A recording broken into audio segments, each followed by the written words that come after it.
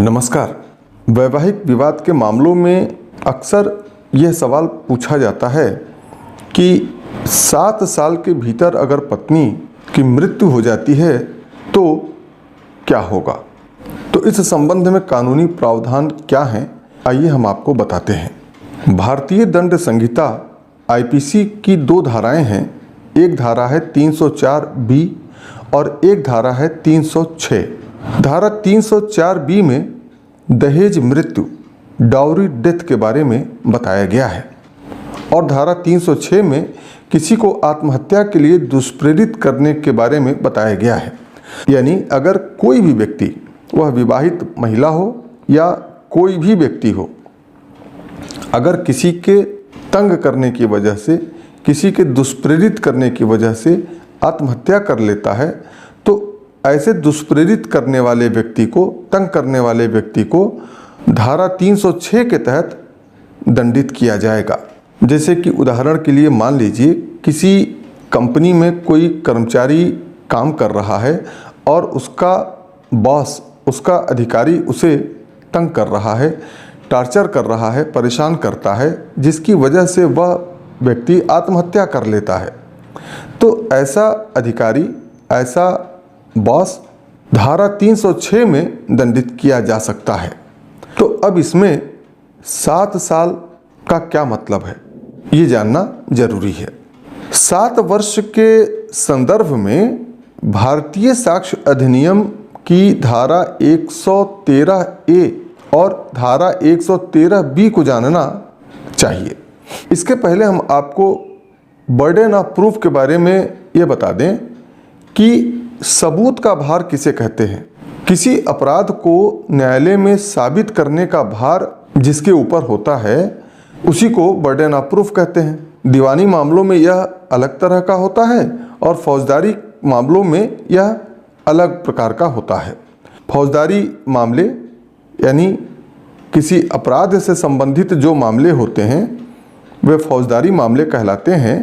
जैसे कि अगर किसी चोरी के अपराध के लिए पुलिस किसी चोर को पकड़ करके न्यायालय में पेश करती है तो बर्डन ऑफ प्रूफ साबित करने का भार पुलिस यानी कि अभियोजन पक्ष पर होता है।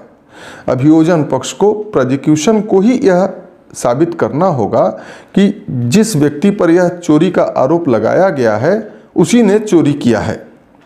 चोर को यह नहीं कहना है कि नहीं उसने कोई चोरी नहीं की है। जी हाँ, पहले पुलिस, अभियोजन पक्ष यह साबित करेगा कि उसी ने चोरी किया है और अगर वह साबित कर देता है तो फिर उसके बाद सबूत का भार बदल भी जाता है। तब उसके बाद अभियुक्त पर, उस चोर पर यह साबित करने का भार चला जाएगा कि जो साक्ष्य उसके खिलाफ दिए जा रहे हैं वह झूठे हैं, गलत हैं और उसने कोई चोरी नहीं किया है।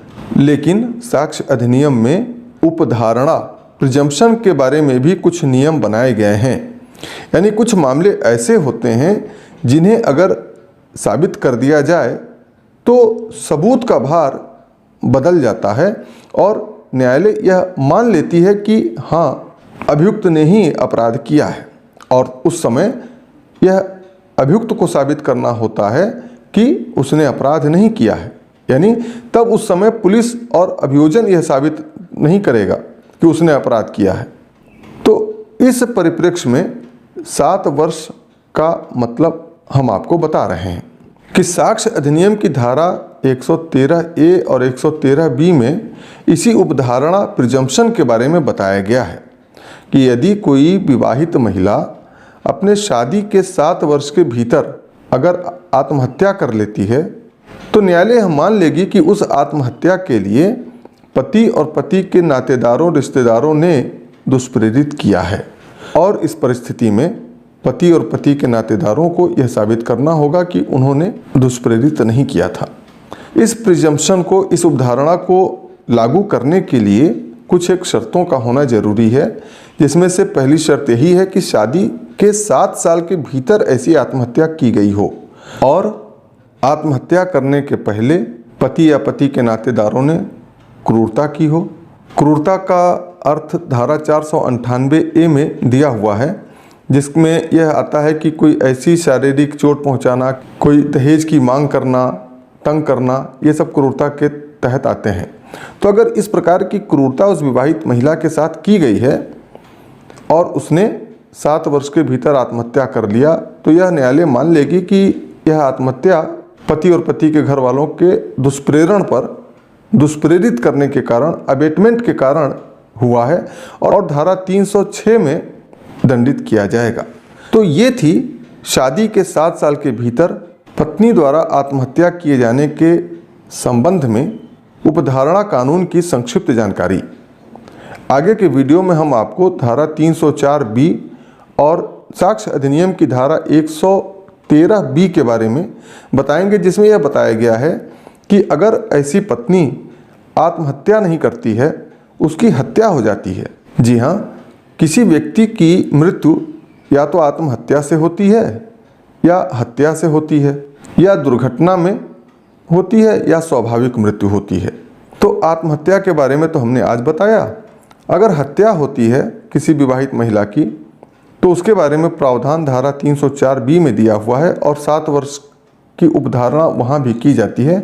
इसके बारे में हम आपको आगे के वीडियो में बताएंगे, इसलिए आप हमारे इस YouTube चैनल को आज ही सब्सक्राइब कर लें और इस वीडियो में दी गई जानकारी यदि आपको उपयोगी लगी हो, अच्छी लगी हो, तो वीडियो को लाइक करें और विधिक जागरूकता के उद्देश्य से बनाए गए इस वीडियो को ज़्यादा से ज़्यादा शेयर करना ना भूलें। धन्यवाद।